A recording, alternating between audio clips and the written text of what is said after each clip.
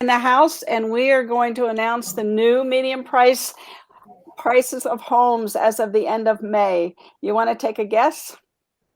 Well, first, do you record this? Is this recorded? Yes. So we can look back a year from now and say how right Ruthie was, huh? Or Yeah. 459, 750. That's my guess. It's 478. Wow. 478,000 is the median price as of the end of May. And if you look at the first 6 days of June, it's above 480. Now that will probably settle down, I would assume, because I'll tell you why. If you look at the number of $1 million homes that closed the end of May, beginning of June, I think that it certainly affects the pricing of Well, the that affects the average. mean a lot more than the median. Right. The Yeah. median is a lot less sensitive to those $1 million houses selling because they're limited number of units that sell over 4.7 a day, I think is what you had on your last statistic. Yeah. So it's not like they push the median up. You're right. I'm just thinking average, but yeah. But the average always tends to eventually affect the median, but over time. That's why the first week of the month, it's kind of like we're only selling 57 homes a day. Last month we sold 102. So I'm sure that 57 will go back up there. So, the first week of the month is pretty uh, and what are we in, like Monday, Tuesday, Wednesday, only 4 days of sales. So, yeah, definitely things will change. Uh, my curiosity, Jimmy, is the 478,000 median price, and if that's going to affect sales because of the interest rates. Well, affordability is definitely impacted it seems like every month we look at another hit to affordability. And I think we talked the other day about what 68% of homes are equity rich. So you've got that to consider too, that there are people with a lot of equity. And when you look at this chart here, that I don't know, we can't see it that well, but if somebody bought a home 10 years ago, they paid 199,000 for it. So they've almost doubled their equity. Mhm. So there are people out there with that are equity rich. I think a large percentage, I think it's what, 28% are free and clear, and then the other 18% are 50% or over. Was that what we said? It's actually a little higher free and clear and a little Yeah. higher equity rich, but to get it to 68%, you got to have about 30 and 35. Yeah. I think one's 28 and the other one's 38, something like that. Yeah. But anyway, the point is there's a lot of people out there that have equity that can sell their homes. They can, but do they want to? The number going on the market is still very low. Hey, Ray. Well, we're selling as many as we're listing, so we're still churning. The market's still churning, so that's good. We listed, we have $855 million homes available, which is about 16% of the market, and then the single family homes that are under the $478,000 mark, there's about 1,113 of those, which is 31% of the market. So I think, and we're selling 102 a day, and we're listing about that. That's from May. We'll see what happens. Well, we listed 106 yesterday just to validate that point. You see what I'm saying? The market it's we're selling, but people are listing. I mean, we listed 106 yesterday, so that's a big number. It That's is.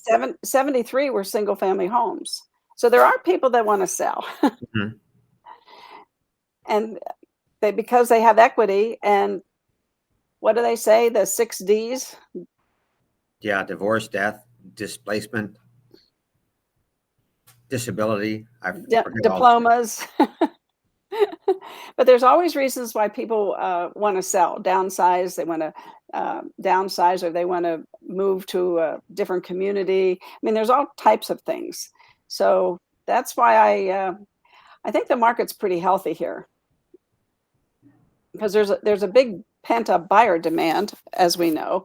there's more buyers than there are homes to accommodate those buyers with the average sales over the several years, according to NAR. RJ reported the other day that there's 9,000 permits pulled the first quarter for brand new homes. That's 3,000 a month. They're only selling about 1,200 a month. So they're pulling a lot of permits, which means they're getting ready for another buyer push. Oh, absolutely. I mean, with all the construction, there's $30 billion worth of things going on in this town as far as projects.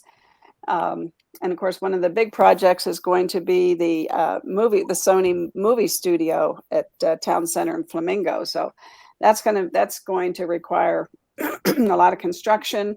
A lot of once it's finished, it'll have a lot of employees that want to move here, probably from California, because they're in that industry. What do you think of that? Yeah, I think it's going to be definitely something that we've talked about in Las Vegas for many years, but now the person that's behind it they're icons in the industry, so they have more credibility. Some developer wants to develop, Hollywood and Las Vegas. Well, unless they have credibility in the film industry, who's going to follow them? But Mark Wahlberg's got credibility as a director, as a producer, as an actor, all the way around. And he's been living in Vegas for a while now. Yes, yeah. He lives at the Summit.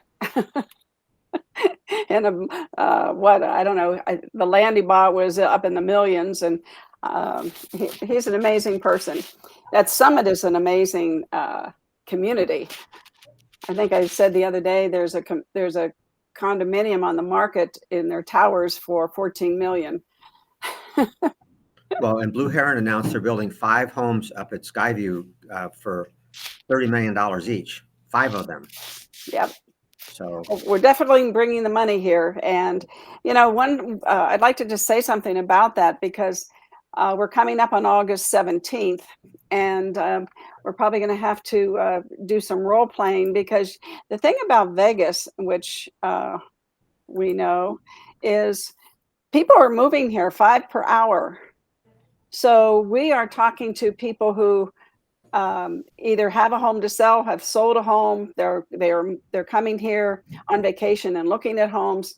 So I think that we really have to do some role playing when it comes to presenting the buyer broker's agreement. Well, and you told me Tom Ferry did a show today about role playing for a seller and how you communicate what do you want to pay the cooperating agent. And I think that's going to be key. Brian Buffini has the big push on this year for listings.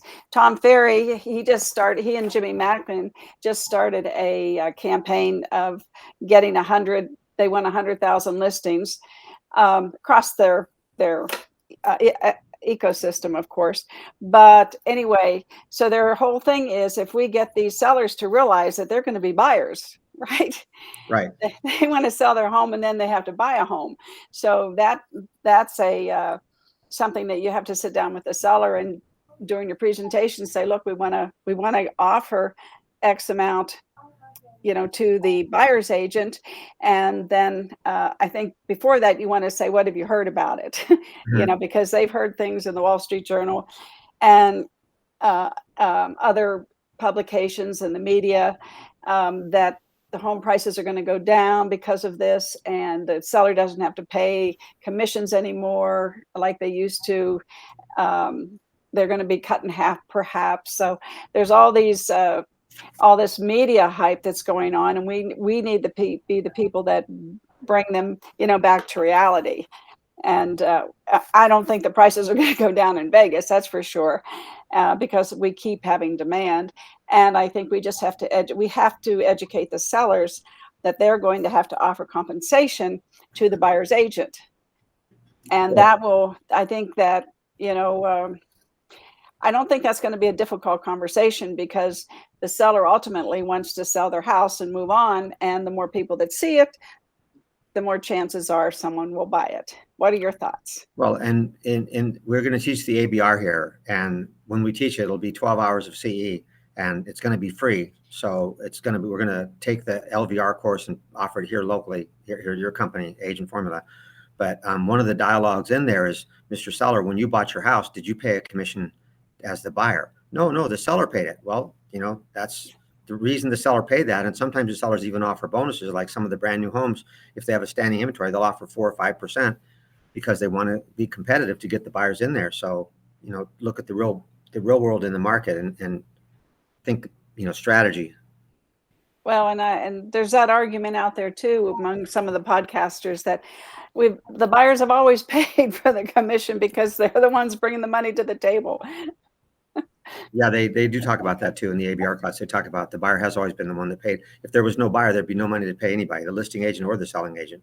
Exactly. So I think that one of the things Tom Ferry was saying today, and he had Jimmy Burgess on, who is one of the managers or VPs of Berkshire Home Services. And they were talking about nothing has really changed. And we've always, been defining our value, and we maybe need to articulate it better. But if we go in there and build a relationship and show enthusiasm, not fear, about, oh my gosh, I think we finally found a home. Let's go look at a home. Oh, and then you get all hyped up about going out and looking at these homes. And then you can just say, and now with the new rules, I have to have you sign this buyer representation similar to the duties owed, but this just says that, I will be compensated, and if the seller doesn't compensate me, you will, or something, whatever we determine the best pitch is. Jimmy, have you done any role playing? Some limited. It's something that almost the broker's got to do in-house. The classes that we give, the format and the structure is dictated by the state as far as whatever you tell them you're going to do. And you can put some role play in there, but they want to make sure there's a certain amount of content on the topic. But you remember we watched Brian Buffini when this first rolled out. And Brian Buffini said, what's going to force agents to get better at 3 things. And he always got 3 things.